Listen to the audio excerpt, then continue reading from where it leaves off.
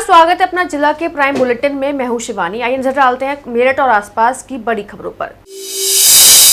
ये बड़ी खबर मेरठ से आ रही है। सेंट्रल मार्केट के विवाद पर मेरठ से दिल्ली और लखनऊ तक तेज एक्शन होता नजर आ रहा है। अपना जिला सूत्रों की माने तो मेरठ के कद्दावर भाजपा नेता के हस्तक्षेप से उत्तर प्रदेश के टॉप अधिकारियों को दिल्ली में एक हाई लेवल मीटिंग हुई, जिसमें मुख्यमंत्री के प्रशासनिक सलाहकार रिटायर्ड आईएएस अधिकारी अवनीश अवस्थी, उत्तर प्रदेश आवास एवं शहरी नियोजन सचिव पी गुरुप्रसाद व उत्तर प्रदेश आवास आयुक्त बलकार सिंह की बैठक हुई। इस बैठक में दिशा निर्देश मिलने के बाद ये अधिकारी दोपहर बाद मेरठ पहुंचे और यहां एक हाई लेवल मीटिंग भी हुई। सेंट्रल मार्केट के व्यापारियों के साथ प्रशासनिक अधिकारियों की बैठक भी हुई।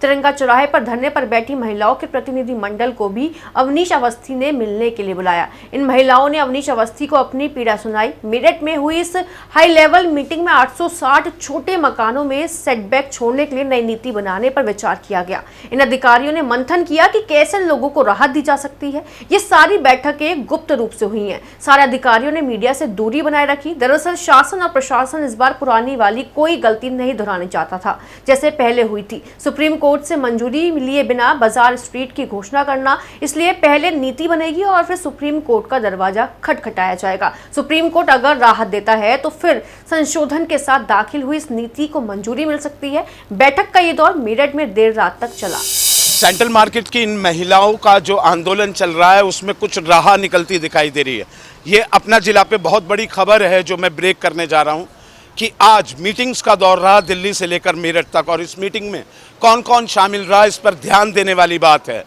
सबसे पहले पी गुरुप्रसाद जो उत्तर प्रदेश के प्रधान सचिव हैं शहरी एवं आवास विकास नियोजन के, वो मेरठ में थे। उनके साथ बलकार सिंह जो आवास आयुक्त हैं और साथ में मुख्यमंत्री के सलाहकार पूर्व प्रमुख सचिव गृह रह चुके हैं अवनीश अवस्थी, उनकी इन महिलाओं से भी मुलाकात हुई। ये महिलाएं हंसते हुए देख सकते हो, इनके चेहरे पर ये मुस्कुराहट है जो आज 13वीं कर रही थी विश्वास की।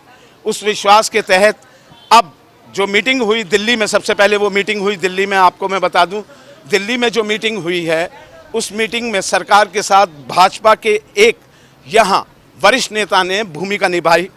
उस मीटिंग में कई आला अधिकारी नाम न प्रकाशित करने या बताने की शर्त पर यह बताया गया ऑफ द रिकॉर्ड कि मीटिंग में ये तय हुआ कि जो सेटबैक है उससे कैसे निजात मिले। उसके बाद ये सारे अधिकारी मेरठ आ गए। कमिश्नरी में वो बैठक चल रही है व्यापारियों के 3 अलग अलग धड़ों के साथ। एडीएम सिटी, अवनीश अवस्थी और इन महिलाओं से भी बातचीत हुई। उसमें ये हल निकाला जा रहा है कि शायद जो सेटबैक छोटे मकानों का है उनको रिलीफ दे दी जाए, लेकिन इन अधिकारियों से मीडिया को मिलने की इजाज़त नहीं दी गई। वजह भी है क्योंकि पुराना जो सीन है वो सीन ये था कि बिना सुप्रीम कोर्ट से मंजूरी लिए सांसद अरुण गोविल ने शटर उठा दिया था और जो कमिश्नर थे उन्होंने एक नीति बना दी थी, लेकिन सुप्रीम कोर्ट को उसमें संज्ञान नहीं लिया गया था, जिस पर सुप्रीम कोर्ट ने 6 तारीख को और 9 तारीख को खासी आपत्ति जताई। अब प्रशासन और शासन ऐसा कोई कदम नहीं उठाना चाहता। पहले जो फार्मूला खोजा जाएगा उसको सुप्रीम कोर्ट को बताया जाएगा कि शासन ये नीति लेकर आ रहा है। सुप्रीम कोर्ट उस पर अगर अपनी मोहर लगाता है तो इन महिलाओं के आंदोलन की एक बड़ी जीत होगी। इनको वो जो सेटबैक का, छोटे मकानों को जो सेटबैक का, हालांकि कॉमर्शियल एक्टिविटी ये फिर भी नहीं कर पाएंगी उन छोटे मकानों में, लेकिन जो मकान टूटने का डर है वो डर इनका ख़त्म हो जाएगा। मकान इनके सुरक्षित हो सकते हैं। हालांकि इस मीटिंग में 44 जिन पर सील लगी है उन लोगों से भी मुलाकात इन अधिकारियों ने की है। ये हाई लेवल मीटिंग्स 3 दौर में चली हैं आज, और इन तीनों मीटिंग्स में पी गुरुप्रसाद, बलकार सिंह और अवनीश अवस्थी एक फार्मूला ढूंढ रहे हैं। शायद आने वाले दिनों में कुछ राहत की खबर आ जाए, लेकिन सब कुछ डिपेंड सुप्रीम कोर्ट पर है। वीडियो जर्नलिस्ट अमित के साथ अभिषेक शर्मा, मेरठ अपना जिला। Meerut ops and gynaec society और एंडोस्कोपी कमेटी यूपी चैप्टर के तत्वाधान में आगामी 23 अप्रैल को होटल हार्मनी इन में Meerut 3D Lapcon live endoscopic workshop का एक अद्वितीय आयोजन होने जा रहा है, जिसमें 3D कैमरे की अत्याधुनिक तकनीक के माध्यम से बच्चेदानी, अंडेदानी और रसोली के जटिल ऑपरेशनों का बड़ी स्क्रीन पर सजीव प्रसारण किया जाएगा। वर्कशॉप की organising chairperson doctor Bharti Maheshwari ने जानकारी दी कि इस विशेष प्रशिक्षण कार्यक्रम में लगभग 100 स्त्री एवं प्रसूति रोग रोग विशेषज्ञ शामिल होकर बारीकियों को सीखेंगे, जहां LLRM मेडिकल कॉलेज की पूर्व प्रिंसिपल और पद्मश्री डॉक्टर उषा शर्मा विशेषज्ञों को प्रोत्साहित करेंगी और उनके निमंत्रण पर national FOGSI president doctor Bhaskar Pal विशेष रूप से कोलकाता से आकर सहभागिता करेंगे। न्यूटिमा हॉस्पिटल से होने वाले इस लाइव रिले में डॉक्टर प्रियंका गर्ग और डॉक्टर वत्सल ठकराल विभिन्न ऑपरेशन संपन्न करेंगे, जबकि डॉक्टर ईशा खनूजा कार्यक्रम का संचालन और पूर्व अध्यक्ष डॉक्टर कीर्ति दुबे ऑपरेशन थिएटर से इन जटिल सर्जरी का विश्लेषण करेंगी और साथ ही इस कार्यशाला में सिमुलेटर्स पर प्रैक्टिकल ट्रेनिंग की सुविधा भी विशेषज्ञों को उपलब्ध कराई जाएगी। आज हम इकट्ठे हुए हैं मेरठ 3D लैपकॉन के बारे में बताने के लिए। 3D लैप्रोस्कोपी, जो कि हम हर बार बोलते हैं 3D laparoscopy with ICJ advantage, ये एक ऐसी विधि है जिससे कि दूरबीन की सर्जरीज महिलाओं के लिए खासकर बच्चेदानी, अंडेदानी, रसौली, नले में फंसे हुए बच्चे, या फिर आजकल तो हम लोग जिनका बच्चेदानी का मुंह खुल जाता है उनका सर्वाइकल एनसर्कलाज भी दूरबीन विधि द्वारा लगाते हैं। तो ये सर्जरीज महिलाएं सर्जरी से घबराती रहती हैं। जैसे कल ही हमने एक पेशेंट को ऑपरेट किया जिसका फाइब्रॉइड 25 सेंटीमीटर बाय 23 सेंटीमीटर का हो गया। तो यदि यही फाइब्रॉइड 5 सेंटीमीटर पे ऑपरेट करा लिया जाता तो उनको भी आसानी रहती। अब उनकी रिकवरी में थोड़ा टाइम तो लगे और हमें भी करने में दिक्कत हुई। तो सर्जरी से डरे नहीं, अब ऐसी टेक्निक्स आ गई हैं जिससे सब सर्जरीज डे केयर सर्जरीज हो गई हैं और बहुत ही क्विक रिकवरी है। तो अगर आप अपने डॉक्टर से कंसल्ट करें, अगर वो चीज़ दवाइयों से ठीक हो सकती है।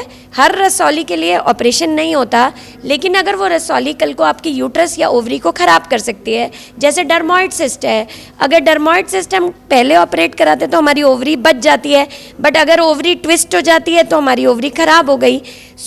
समय पर सर्जरी से डरे नहीं, एक डॉक्टर से मिले जिससे कि वो आपको करेक्ट एडवाइस दे सके। मैं यही कहना चाहूँगी कि ये जो हमारी उपलब्धि है वो इस प्रियंका की वजह से ही है, क्योंकि मेरठ में हमारे यहाँ एंडोस्कोपिक सर्जरी और भी 1-2 लोग करते हैं, परंतु मैं ये कहने में अपने आप को ये सोचती हूँ, संकोच नहीं करती कि मैंने बहुतों की सर्जरी देखी है, पर जितनी निपुणता और जितनी अच्छी तरह प्रियंका इस ऑपरेशंस को करती है, तो ये तो देखिए, एक चीज़ आप कोई भी प्रणाली इस्तेमाल करें, अगर कोई भी प्रणाली आप इस्तेमाल करते हैं, अगर किसी मरीज़ का डॉक्टर के ऊपर विश्वास होता है तो गलत काम भी उसे अच्छा लगता है। तो वो विश्वास जीतना बहुत ज़रूरी है, जो she has really developed it, क्योंकि जिस तरीके से मरीज़ों को बताती है, मरीज़ों को समझाती है, जिसे हम काउंसलिंग कहते हैं, वो बहुत अच्छी चीज़ है। तो इसी सब को देखते मैं कहती हूँ कि वी आर फॉर्चुनेट, अगर देखें तो हम भाग्यशाली हैं कि हमारे मेरठ शहर में 3D कैमरा आया है, जिसकी वजह से नेचुरली, जैसा सब इसने पहले से ही बताया, कि आप एक चीज़ को देखते हैं जो आपको इतनी पतली दिख रही है, वही चीज़ आपको इतनी मोटी दिख रही है, तो नेचुरली आप आसपास की जगह में कहीं भी कोई कॉम्प्लिकेशन नहीं कर सकते। तो इसीलिए 3D कैमरा के लिए मैं श्रेय तो यही कहूँगी कि मेरठ में तो she is the first one who has brought it, तो all credit goes to her. पर मैं सोचती हूँ कि इसको, क्योंकि ये मेरठ में कर रही है, तो वो हमारे सब मेरठ के जितने स्त्री रोग विशेषज्ञ हैं उनके लिए भी बहुत लाभदायक चीज़ है।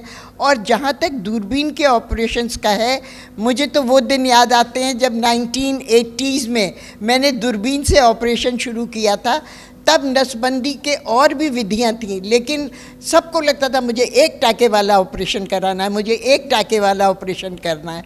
लेकिन उस समय सिर्फ दूरबीन से नसबंदी की जाती थी और छोटे छोटे ऑपरेशन किए जाते थे, और मैंने वो छोटे छोटे ऑपरेशन करके आगे मैं नहीं बढ़ पाई, और हमेशा मुझे ये लगता था कि काश डॉक्टर्स इस एंडोस्कोपिक विधि को और पॉपुलर कर सकें और इससे बड़े बड़े ऑपरेशन करें। तो कहते हैं ना कि गुरु तो गुड़ रह जाते हैं और चेले शक्कर निकल जाते हैं। ये तो कल जब सब देखेंगे तब जानेंगे कि भाई वाह हमें क्या चीज़ है। और वाकई में ये कार्यशाला अद्वितीय कार्यशाला होगी। 3D लैपकॉन तो एक ऐसी चीज़ है जो जिसको देख करके, जिसको पा करके हम इतने खुश हैं और इतने उत्साहित हैं। और क्योंकि हम तो 1 साल से देख रहे हैं डॉक्टर प्रियंका को उसके करते हुए, तो यही मैं आपसे बता रही थी, हम चाहते हैं कि और लोग भी देखें। जिस तरह से मुझे ये चीज़ इतनी अच्छी लगती है, तो और डॉक्टर्स देखेंगे तो वो लोग भी तो समझेंगे कि ये कितनी बढ़िया 3D चीज़ है जिससे कि वो ऑपरेशन कर सकते हैं। और इसी विधि को देखने के लिए दूर दूर से डॉक्टर्स आ रहे हैं। वेस्टर्न यूपी के आगरा से डॉक्टर्स आ रहे हैं, और अलीगढ़ से आ रहे हैं, मुजफ्फरनगर से आ रहे हैं, हापुड़ से आ रहे हैं, गाज़ियाबाद, बिजनौर, सभी जगह, करनाल से भी आ रहे हैं। ये ऑपरेशंस देखेंगे, और क्योंकि सिमुलेटर्स लगे हुए हैं जिसमें वो खुद प्रैक्टिस करेंगे देख करके कि कैसे करा जाएगा। लोग उन्हें, हम सब मदद भी कराएंगे जिससे उनका उत्साहवर्धन होगा और वो जा करके सीखेंगे। आपको ये बात समझनी होगी, लाइव आप कुछ भी कर रहे हो, कोई सर्जरी कर रहे हो, एक चीज़ होती है कि आप अपनी ओटी में कर रहे हो, और एक चीज़ होती है आप दूसरों को सिखाने के लिए कर रहे हो। वो दूसरों को सिखाने के लिए जब आप कुछ करते हो तो आपको पहले उतना आना, स्किल, उतना कॉन्फिडेंस होना चाहिए। And it's not just you, exactly, it's the entire team, है ना। आपका पूरा सपोर्ट सिस्टम इतना स्ट्रांग होना चाहिए कि आप आगे बढ़ के इस चीज़ को कर सको। And definitely I mean we have doctor Priyanka ma'am here, and it will be really nice. Hysteroscopic morcellation एक ऐसी चीज़ है जिसमें कि जैसे लैप्रोस्कोपी होती है दूरबीन, वैसे ही हिस्ट्रोस्कोपी में भी हम दूरबीन नीचे के रास्ते से, योनि के रास्ते से पानी के प्रेशर के साथ हम अंदर जाते हैं बच्चेदानी में, और बच्चेदानी को फैलाते हैं ताकि उसका व्यू थोड़ा और बेहतर आ सके। और जब वो फैलती है तो अंदर कोई भी अगर लीजन है, जैसे कि रसौली है या कोई मस्सा है या कोई ऐसी चीज़ है जिसमें आपको डायग्नोसिस बनानी है, तो उसका आसान तरीका होता है कि उसको देखते हुए आप उसका टुकड़ा ले सकते हो, या फिर उसको देखते हुए आप उसको धीरे धीरे काट काट के निकाल सकते हो। फ़ायदा क्या होता है कि आपकी रसौली निकल गई, आपकी बच्चेदानी निकालने की ज़रूरत नहीं है, आप टिश्यू उसी टाइम पे निकाल के उसको टेस्टिंग के लिए भी भेज सकते हो, और अगर उसमें आगे उस टेस्टिंग में कोई प्रॉब्लम आती है तो फिर आप उस हिसाब से एक्ट करके उस पर्सन को ट्रीट भी कर सकते हो। कल Meerut obs and gynae society एक नेशनल लेवल की दूरबीन द्वारा ऑपरेशंस करने की वर्कशॉप आयोजित कर रही है, जिसमें कि कम से कम 10-12 सर्जरीज़ जो कि हम लोग आजकल दूरबीन द्वारा महिलाओं पे कर रहे हैं, जैसे कि चाहे महिलाओं की रसौलीज़ हों दूरबीन द्वारा, या बच्चेदानी निकालने के ऑपरेशंस हों, या जिनमें इनफर्टिलिटीज़ होती हैं उनमें हिस्ट्रोस्कोपी लैप्रोस्कोपी के ऑपरेशंस हों, वो सब के तरीके बताए जाएंगे करके, और सभी डॉक्टर्स की जो भी उनके क्वेरीज होंगे वो भी सॉल्व किए जाएंगे, जिसमें कि मेरठ, मुजफ्फरनगर, हापुड़, इवन लखनऊ, कानपुर, सहारनपुर और आसपास के बहुत जगह से अपने ऑब्स एंड गायनी स्पेशलिस्ट आ रहे हैं। ये और डॉक्टर प्रियंका गर्ग हमारी सेक्रेटरी भी हैं Meerut obs and gynae society की, and she is a laparoscopic surgeon also, so she will perform all surgeries and we all will participate in that. Meerut में महिला आरक्षण बिल को लेकर छिड़े सियासी घमासान के बीच भाजपा और कांग्रेस के बीच तकरार तेज हो गई है, जब बुधवार को भाजपा महिला मोर्चा की दर्जनों कार्यकर्ताओं ने बुढ़ाना गेट पर उतरकर विपक्षी दलों के खिलाफ मोर्चा खोलते हुए अपना कड़ा विरोध दर्ज कराया। भाजपा कार्यकर्ताओं ने केंद्र सरकार द्वारा पारित महिला आरक्षण बिल को महिला सशक्तिकरण की दिशा में एक ऐतिहासिक और सम्मानजनक कदम बताते हुए जमकर नारेबाजी की, और विपक्षी दलों पर इस मुद्दे पर केवल दिखावे की राजनीति करने और महिलाओं को गुमराह करने का गंभीर आरोप लगाकर उनका पुतला फूका। इस प्रदर्शन के दौरान महिला नेताओं ने स्पष्ट किया कि जहां एक और मोदी सरकार ने महिलाओं को उनका हक देकर सशक्त बनाया है, वहीं दूसरी ओर विपक्षी दल अपनी महिला विरोधी मानसिकता के कारण केवल राजनीति में उलझे हुए हैं। इस प्रकार भाजपा ने इस प्रदर्शन के जरिए मेरठ की सड़कों पर विपक्ष को घेरते हुए महिला आरक्षण के मुद्दे पर अपना पक्ष मजबूती से रखा और केंद्र सरकार के समर्थन में माहौल बनाया। जो हमारा ये सदन में नारी वंदन का जो बिल पास था, ये नहीं हुआ। देखिए, आधी आबादी देश की महिलाएं हैं, 70 करोड़ आबादी हमारी महिलाओं की इस देश के अंदर है, और मेरा मानना ये है कि ये जो महिलाएं हमारी जगत जननी है, ये कांग्रेस पार्टी को, सपा को कभी माफ नहीं कर पाएंगी। देखिए, पार्टी कोई भी हो, लेकिन महिला आरक्षण देना इनको चाहिए था, पास करना चाहिए था। क्यों बिल पास नहीं होने दिया? किस वजह से? क्या इनका रीजन रहा जो बिल पास नहीं होने दिया? महिलाएं देश का इतना अच्छा नेतृत्व करती हैं और कर रही हैं, कर सकती हैं, आगे भी करेंगी, लेकिन इनको बिल पास कर देना चाहिए था। 70 करोड़ की जो आबादी है, आज पुतला किसका फूका है? पुतला हमने फूका है राहुल गांधी का, प्रियंका गांधी का।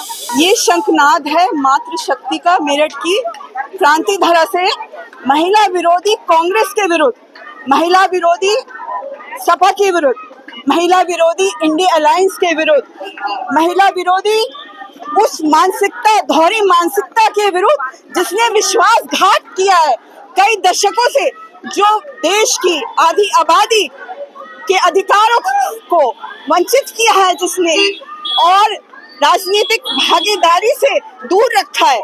ये उसके खिलाफ आंदोलन है। हम सड़क पे उतर आए हैं, जन जन घर घर जाएंगे कांग्रेस की बिल्कुल सही चरित्र उजागर करने के लिए, और संकल्प के साथ कि आने वाले चुनावों में कोई भी महिला उनको वोट ना दे। हमारे आदरणीय तेजस्वी प्रधानमंत्री ने 17 अप्रैल को जिस तरह से महिला आरक्षण संशोधन बिल लाया, पास करने के लिए प्रस्ताव रखा, कांग्रेस एनडी गठबंधन ने अगर मगर कह के इसको परिसीमन बिल कह के, कभी राजनीतिक एजेंडा कह के इसके विरुद्ध पास नहीं होने दिया, इसके विरुद्ध मत दिया। हम उस विरोध के प्रति आज सड़क पे उतरे हुए।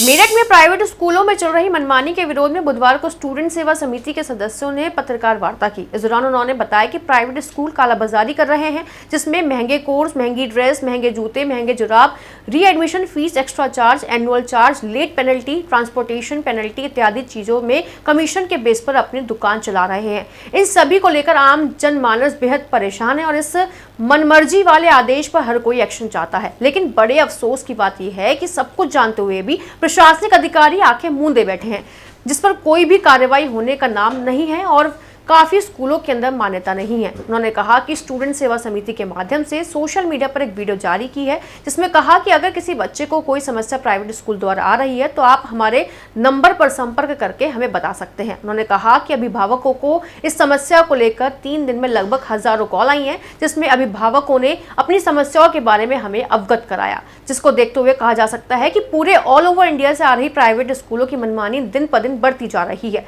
इसको कोई भी नहीं रोकने वाला है, जबकि कमीशन के चक्कर में अभिभावकों की कमर तोड़ने का काम किया जा रहा है। और इसी के चलते हुए एग्जाम का टाइम आता है तो बच्चों से एग्जामिनेशन फीस और अगर पूरे साल में 1 महीने की फीस पेंडिंग रह जाती है। के खिलाफ स्टूडेंट सेवा पूरे भारत के अंदर जो प्राइवेट स्कूल हैं, हम उनकी आए दिन आवाज उठाते रहते हैं। अभी 8-10 दिन पहले हमने बेसिक शिक्षा अधिकारी से भी बात करी थी, लेटर दिया था, उसमें खूब हमारी नोकझोंक हुई थी उनसे, लेकिन उन्होंने आश्वासन देकर छोड़ दिया। क्या पूरे भारत के अंदर या हमारे जिले के अंदर या हमारे उत्तर प्रदेश के अंदर जो प्राइवेट स्कूल चल रहे हैं, आप देख रहे होंगे कि हर एक बच्चा वहां जूझ रहा है। आप ये किताबें देखें, मैं आपको इन किताबों के अंदर रेट जो है, उन रेटों पे किताब दी जा रही है 430 रुपए की। बताओ, ये 430 रुपए की किताबें, ऐसे 250, 300, 500 रुपए की किताबें, 20, 18, 12 हजार रुपए का कोर्स दे रहे हैं। महंगी कोर्स, महंगी ड्रेस, इन्होंने दुकानें खोल रखी हैं प्राइवेट स्कूलों ने। आखिर कब इन पे कार्रवाई होगी? कब इन पे शासन प्रशासन कार्रवाई करेगा? कब इस जांच करेगा? देखने वाली बात यह है कि पूरे शहर के अंदर कुछ स्कूल ऐसे भी हैं, 40% स्कूल ऐसे हैं जिनकी मान्यता नहीं है, जो 40-40, 50-50, 100-100 गज में स्कूल चल रहे हैं। और कुछ स्कूल ऐसे हैं जो 5वीं की मान्यता है लेकिन 8वीं क्लास पढ़ा रहे हैं। कुछ स्कूल ऐसे हैं जिन्होंने घूसखोरी, कालाबाजारी इस हद तक पहुंचा रखी है कि महंगी फीस, महंगी ड्रेस, महंगी कोर्स, अपने यहाँ दुकानें खोल रखी है। फिलहाल वक्त हो चला छोटे से ब्रेक का। ब्रेक के बाद नजर डालेंगे कुछ और खबरों पर। Swami Vivekanand Subharti University, one of the leading universities of North India. 250 acres campus, 220 plus professional and vocational programs, 20,000 plus students, state of the art infrastructure. Come and give wings to your career with Swami Vivekanand Subharti University, where education is a passion. NH 58, Meerut, Delhi, NCR. Break के बाद स्वागत है आपका। मेरठ के शास्त्री नगर स्थित central market में उच्चतम न्यायालय के हालिया फैसले के बाद उपजे विस्थापन के संकट को लेकर स्थानीय निवासियों में गहरा आक्रोश और चिंता व्याप्त है, जिसके विरोध में बुधवार को राष्ट्रीय अल्पसंख्यक मोर्चा के राष्ट्रीय अध्यक्ष सुदीप जैन के नेतृत्व में सैकड़ों प्रभावित परिवारों ने कमिश्नरी पार्क से जिलाधिकारी कार्यालय तक एक विशाल मार्च निकालकर राष्ट्रपति के नाम ज्ञापन सौंपा। इस प्रदर्शन के माध्यम से यह संदेश दिया गया कि ध्वस्तीकरण की संभावित कार्रवाई न केवल हजारों लोगों को बेघर कर देगी, बल्कि उनके दर्शकों, पुराने रोजगार और आजीविका के साधनों को भी पूरी तरह उजाड़ देगी। ज्ञापन में मानवीय आधार पर हस्तक्षेप की गुहार लगाते हुए सुदीप जैन ने स्पष्ट किया कि यह केवल एक कानूनी पेचीदगी नहीं, बल्कि हजारों परिवारों के अस्तित्व और उनके बच्चों के भविष्य का सवाल है। इसलिए सरकार को संवेदनशीलता दिखाते हुए इस मामले में कोई ठोस और उचित समाधान निकालना चाहिए, ताकि नागरिकों का घर और सम्मान सुरक्षित रह सके। तो सेंट्रल मार्केट में हजारों परिवार के जीवन और जीविका पर जो संकट आया है, उसके लिए आज हम यहाँ महामहिम राष्ट्रपति महोदया से दया की प्रार्थना कर आए हैं। क्योंकि अगर किसी व्यक्ति को मृत्युदंड भी दे दिया जाता है तो उसके लिए एक मौका होता है कि वो महामहिम राष्ट्रपति से जीवन दान की गुहार लगाए। और यहाँ पर ये जो निर्णय आया है, इससे हजारों परिवार पर जीवन का संकट आया हुआ है, क्योंकि जब घर और व्यापार कुछ नहीं रहेगा तो उनका जीवन कैसे बच पाएगा। इसलिए एक तरह से सामूहिक मृत्युदंड की सजा है उनके लिए, और उनको वास्तविक रूप से जो व्यवहारिकता है उसको ध्यान में रखते हुए हमसे करुणा की पुकार करते हैं। क्योंकि ये सरकार की जिम्मेदारी है कि हर व्यक्ति को रोजगार दे, चिकित्सा दे, शिक्षा दे, परंतु जब सरकार ये सब देने में असमर्थ है तो जहाँ पर लोग अपने घरों से व्यापार कर रहे हैं, जो गृह उद्योग और कुटीर उद्योग में योजनाएं भी कहती हैं, वो लोग अपने मेहनत कर व्यापार कर रहे हैं, मेहनत करके रोजी रोटी कमा रहे हैं, अपने परिवार का पालन कर रहे हैं। वो लोग बजाय भीख मांगने के, बजाय डकैती करने के, बजाय छिनैती करने के, वो लोग अपने मेहनत से रोटी कमा रहे हैं। तो उनको जो है वो कार्य करने दिया जाए। और जिस तरह से यहाँ पर जो आवास विकास के अधिकारी हैं, उनके वकील हैं, वो माननीय न्यायालय को वास्तविक और व्यवहारिक स्थिति से अवगत न कराते हुए उन्हें भ्रमित कर रहे हैं, और जो लोग निर्दोष हैं उनको सजा दिलाने का काम कर रहे हैं, और जो लोग दोषी हैं आवास विकास के अधिकारी उनको बचाने का काम कर रहे हैं। तो वो लोग व्यवहारिकता को समझे, क्योंकि जिस तरह से यहाँ पे स्कूल बंद हो गए हैं, जिस तरह से यहाँ पे अस्पताल बंद हो गए, जो अस्पताल छोटे छोटे 200 रुपए में इलाज भी करते थे, दवाई भी देते थे, अब वो गरीब लोग कहाँ जाएंगे? क्योंकि यहाँ मेरठ में डॉक्टरों की भी ऐसी लूट है कि 2-2 हजार रुपए, 3-3 हजार रुपए फीस है, उसके बाद 4-4 हजार रुपए, 5-5 हजार रुपए की दवाइयाँ खाते हैं। तो गरीब तो लाइलाज मर जाएगा। और जो बच्चे हैं जो छोटे छोटे, वो 10-10 किलोमीटर कहाँ पढ़ने जाएंगे? और जहाँ पे ये स्कूल है उनकी महंगी फीस है, यातायात का उन पे खर्चा बढ़ जाएगा, और आने जाने में समय जो लगेगा, बच्चे जाम में फंसे रहेंगे। तो ये व्यवहारिकता को समझते हुए हम महामहिम राष्ट्रपति महोदया से करुणा की गुहार कर रहे हैं कि वो मामले में हस्तक्षेप करते हुए यहाँ हजारों परिवारों को राहत प्रदान करें। जानी थाना क्षेत्र के कस्बा सिवाल खास में मकान के छज्जे को लेकर पुराने विवाद ने बवाल का रूप धारण कर लिया, जिसके बाद दोनों पक्षों में जमकर पथराव हुआ। बताया जा रहा है कि इस दौरान फायरिंग भी की गई। गनीमत रही कि गोली किसी को नहीं लगी। सूचना के बाद मौके पर पहुंची पुलिस ने लाठियां फटकार कर भीड़ को हटाया। खबर लिखे जाने तक घटना की रिपोर्ट दर्ज नहीं हो सकी थी। जानकारी के अनुसार नजाकत और आले नबी पक्ष के बीच मकान के छज्जे को लेकर विवाद चल रहा था। मंगलवार को किसी बात को लेकर दोनों पक्षों में कासूनी हो गई, जो जल्द ही मारपीट और पथराव में बदल गई। प्रत्यक्षदर्शियों के अनुसार दोनों तरफ से जमकर पथराव हुआ। बताया जा रहा है कि बवाल के दौरान फायरिंग भी की गई, हालांकि गोली किसी को नहीं लगी और बड़ा हादसा भी टल गया है। घटना की सूचना मिलते ही पुलिस मौके पर पहुंची और स्थिति को काबू में किया गया। साथ ही आसपास लगे सीसीटीवी फुटेजों को भी खंगाला जा रहा है। इस मामले को लेकर पुलिस का कहना है कि फायरिंग का मामला सामने नहीं आया है। तहरीर के आधार पर मामले की जाँच की जा रही है और जो भी दोषी पाया जाएगा उसके खिलाफ सख्त कार्रवाई की जाएगी। मेरठ के दरौला स्थित प्राथमिक विद्यालय भराला में विश्व पृथ्वी दिवस के अवसर पर इको क्लब द्वारा एक शानदार स्लोगन और पोस्टर प्रतियोगिता का आयोजन किया गया, जिसका उद्देश्य नन्हे बच्चों को पर्यावरण संरक्षण और धरती को हरा भरा रखने के प्रति जागरूक करना था। विद्यालय की प्रभारी प्रधान अध्यापिका शशि कौशिक और इको क्लब प्रभारी शालिनी शर्मा के मार्गदर्शन में कक्षा 1 से 5 तक के बच्चों ने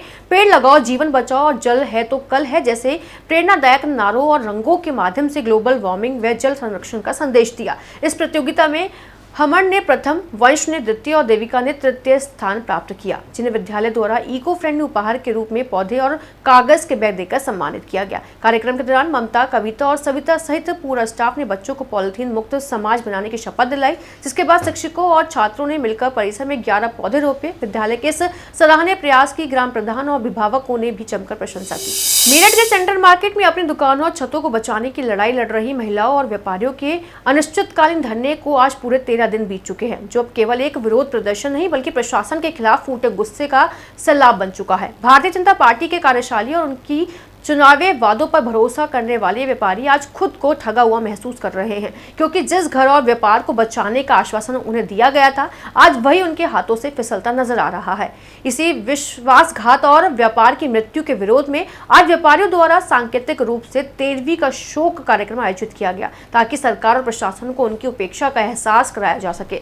मेरठ व्यापार मंडल के महानगर अध्यक्ष शंकी वर्मा ने इस आंदोलन को अपना पूर्ण समर्थन देते हुए स्पष्ट कर दिया कि पीड़ित मातृशक्ति और व्यापारियों के न्याय के लिए यह संघर्ष तब तक जारी रहेगा जब तक उनकी मांगे पूरी नहीं हो जाती और प्रशासन अपनी चुप्पी नहीं तोड़ता। नहीं पहुंचा। साथ ही कितना जो है बेहद जो है आपातकाल जैसी स्थिति जनपद मेरठ में, इमरजेंसी जैसे हालात जनपद मेरठ में है, जहां बुढ़ाना गेट पर भारतीय जनता पार्टी की महिलाएं जो हैं वो विपक्ष का पुतला फूंक रही हैं क्योंकि नारी शक्ति वंदन अधिनियम जो है, जो सदन में पास नहीं हो पाया, जिसे पास नहीं होने दिया, जिसकी आड़ में जो है परिसीमन लाना चाहते थे, तो उसका विरोध हुआ और उसको वहां पर पास नहीं होने दिया। लेकिन वहीं से महज 1 किलोमीटर की दूरी पर उसी भारतीय जनता पार्टी का वोटर, उसी भारतीय जनता पार्टी का वोट बैंक जो महिलाएं हैं, वो पिछले 12 दिन से धरनारत है और उनकी एक ही मांग है, हमारे जनप्रतिनिधि हमारे बीच आए, हमारी बात सुने, हमारा दुख सुने, हमारा दुख बांटे, भगवान श्री राम के नाम पे जिनको वोट दी वो हमारे बीच आए, हमारे मंत्री यहाँ आए, हमारे राज्यसभा सांसद आए, हमारे जो है महानगर के, जिले के सारे पदाधिकारी, क्षेत्रीय अध्यक्ष वहाँ आए, लेकिन भारतीय जनता पार्टी का कोई भी प्रतिनिधि वहाँ नहीं पहुँचा। जहाँ उनके विश्वास की मृत्यु हुई, तो उस विश्वास की मृत्यु के विरोध में आज वहाँ पर जो है उन्होंने शोक सभा रखी है। तड़के उन्होंने हवन करा, उसके बाद ब्रह्मभोज और उसके बाद शाम 3 बजे से शोक सभा है। तो शोक सभा में जिस प्रकार से हम लोगों का शोक संदेश जाता था, वो शोक संदेश हमारा वहाँ पहुँचेगा। और साथ ही मैं बता देना चाहता हूँ उन महिलाओं को, उन लोगों को जिनसे अपेक्षाएं थी सहयोग और संरक्षण की, उन्हें वहाँ से मिली उपेक्षा, उनका अपमान हुआ है, उन महिलाओं की किसी ने नहीं सुनी। तो उसी अपमान को वो जनता, वो महिलाएं नहीं बोलेंगी। हम लगातार उन महिलाओं के साथ हैं, उनकी दुख की घड़ी में उनके साथ हैं, उनके साथ रहेंगे आखिरी सांस तक, उनके भाई के तौर पर उनके साथ खड़े रहेंगे।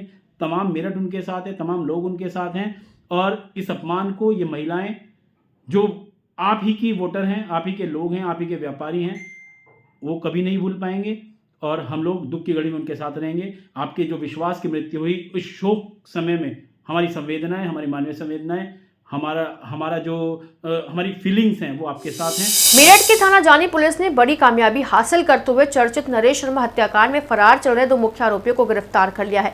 पकड़े गए आरोपियों की पहचान ग्राम कुराली निवासी 19 वर्षीय हर्ष उर्फ हर्षू और 23 वर्षीय आशीष के रूप में हुई है, जिनके कब्जे से पुलिस ने वारदात में इस्तेमाल की गई 7.65 बोर की अवैध पिस्टल और एक जिंदा कारतूस भी बरामद किया है। एसएसपी के निर्देश पर अपराधियों के खिलाफ चलाए जा रहे विशेष अभियान के तहत एसपी देहात और सीओ सरना के कुशल मार्गदर्शन में जानी पुलिस ने इस कार्रवाई को अंजाम दिया।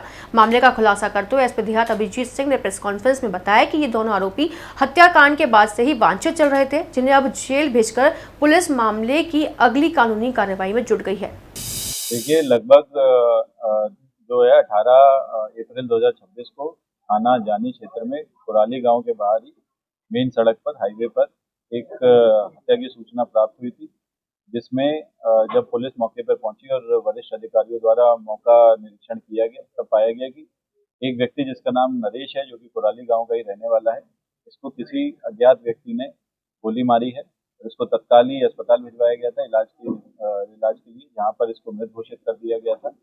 इसमें मौके पर जो है डॉग स्क्वाड, सर्विलांस की टीम, SWAT की टीम और 2 टीमों का इसमें गठन किया गया था, जिन्होंने लगभग 50 से ऊपर कैमरे इसमें जांच पड़ताल इनमें उसको वेरीफाई किया गया और इसमें आज जो है सफल अनावरण करते हुए 2 अभियुक्तों को अरेस्ट किया गया है, जिनका नाम आशीष और हर्ष चौहान है। ये जो है ग्राम कुराली के ही रहने वाले हैं और इनके द्वारा बताया गया है कि 18 तारीख को लगभग 9 बजे जब ये लोग दुकान के पास शराब पी रहे थे, वहाँ पे शराब का सेवन कर रहे थे, तभी पहले के पैसे के लेन देन को लेकर इनमें आपस में विवाद हुआ, कहासुनी हुई, जिसमें हर्ष और आशीष ने इनके पास जो पहले से पिस्टल थी उससे फायर कर दिया नरेश के ऊपर, जिसमें एक गोली इसके सर में लगी और उसकी वहाँ मौके पर मृत्यु हो गई। इसमें जो घटना में प्रयुक्त पिस्टल है उसको भी अभियुक्त गण से बरामद किया गया है और इनको जो है कोर्ट में पेश किया जाएगा और आगे में कार्रवाई इसमें की जाएगी। देखिए, इसमें जो प्रारंभिक पूछताछ में पता चला है लगभग 45 से 50 हज़ार के अमाउंट को लेकर इनमें आपस में विवाद था, जिसमें जो अभियुक्त पक्ष है इनके ऊपर कुछ बकाया था नरेश का पैसा, इसी बात को लेकर इसमें विवाद हुआ था। ये पिस्टल मृतक की बताई जा रही है?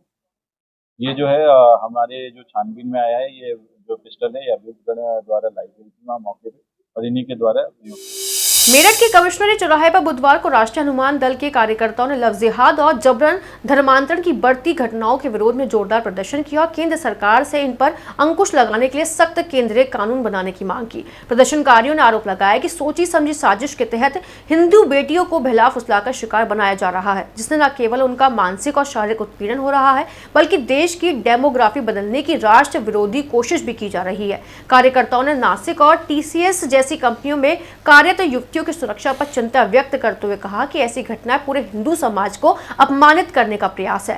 राष्ट्रीय अनुमान दल ने चेतावनी दी कि वो ऐसी देश विरोधी गतिविधियों पर पुरजोर विरोध करेंगे और सरकार को इन तत्वों के विरुद्ध कठोरतम कार्रवाई सुनिश्चित करनी चाहिए ताकि समाज की बहन बेटियों को एक सुरक्षित वातावरण मिल सके। अपना जिला के प्राइम बुलेटिन में फिलहाल इतना ही। मेरठ और आसपास के शहरों की बड़ी खबरों के लिए अपना जिला से जुड़े रहिए और चैनल को सब्सक्राइब करना ना भूलें। फिलहाल हमें दीजिए इजाजत। नमस्कार।